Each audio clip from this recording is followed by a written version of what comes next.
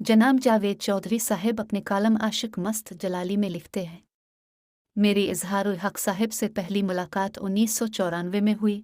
ये military accounts में आला पोजीशन पर तैनात थे और मैं डेली पाकिस्तान में मैगज़ीन एडिटर था। मैंने इस ज़माने में मुख्तलिफ़ अदीबों और शायरों के बारे में लिखना शुरू किया था। इजहार साहब ने ताज़ा कालम निगारी शुरू की थी। उनकी तहरीर में रवानी, अदबी चाशनी और जज्बात होते थे और मैं चंद ही दिनों में उनकी तहरीरों का नशई हो गया। इनसे राबता हुआ तो पता चला ये शायरी, तहरीर और अफसरी तीनों से कई गुना बड़े इंसान हैं।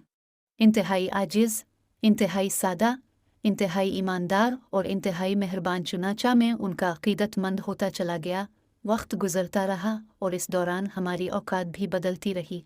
ये 22 ग्रेड में पहुँचे और रिटायर हो गए, लेकिन उनकी कालम निगारी का सिलसिला चलता रहा।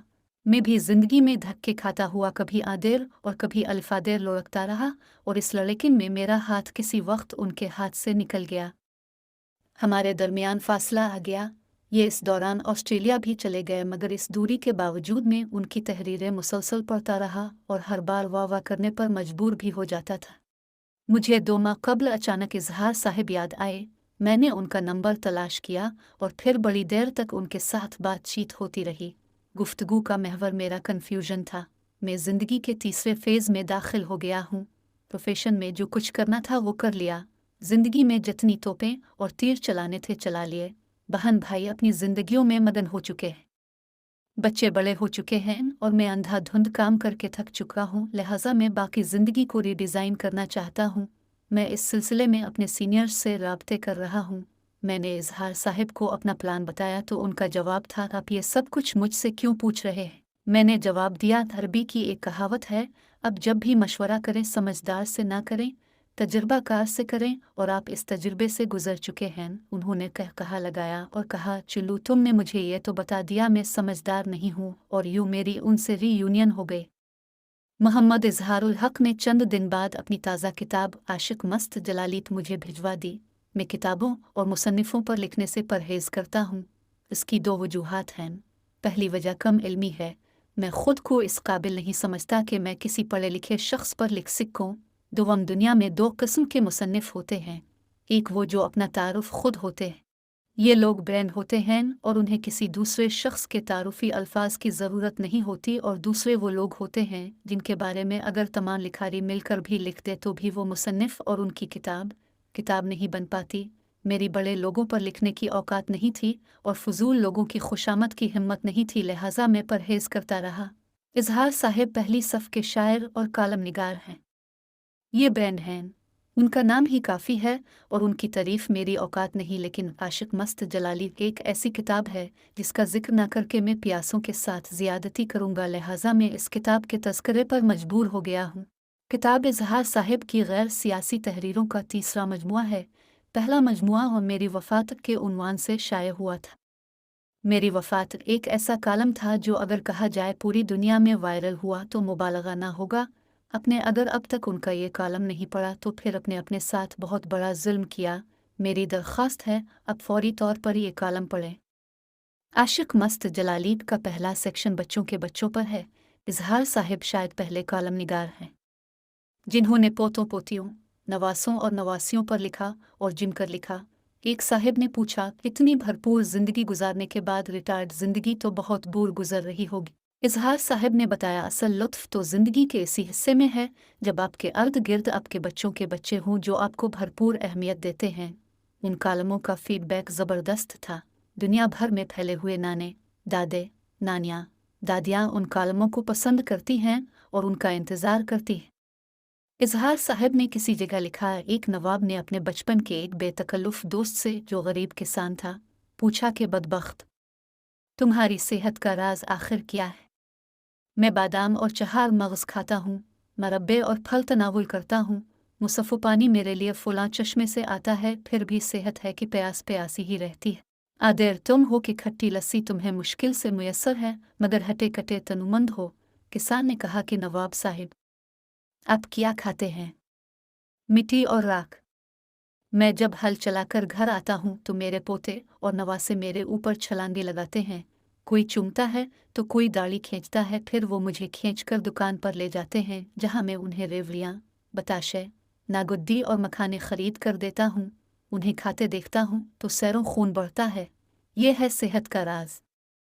आशिक मस्त जलाली में गांव की इस जिंदगी का भरपूर जिक्र भी है जिसे हम सब छोड़ चुके हैं।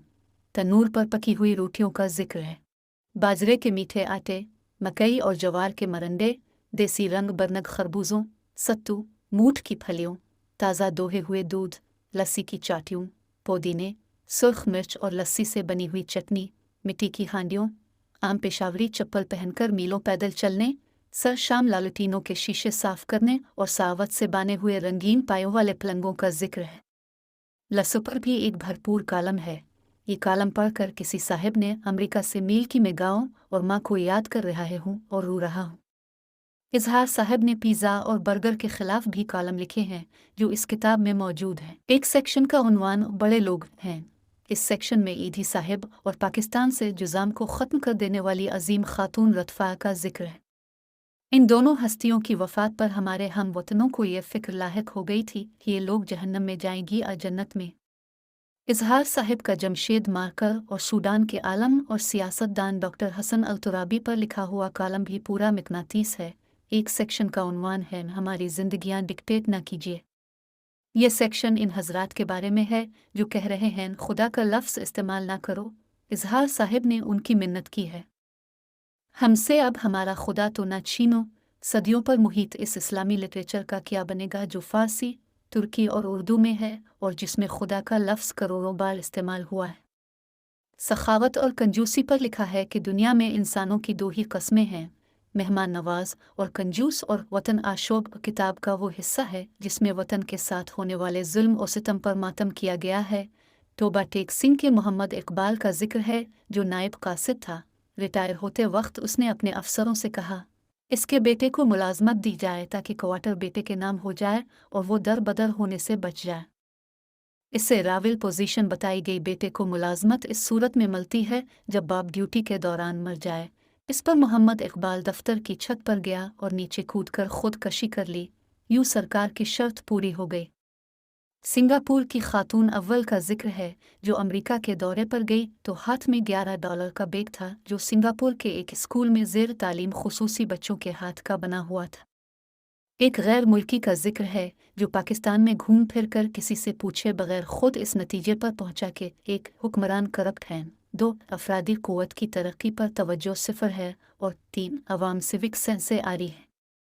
कैसे, इसकी तफसील भी बताई गई है।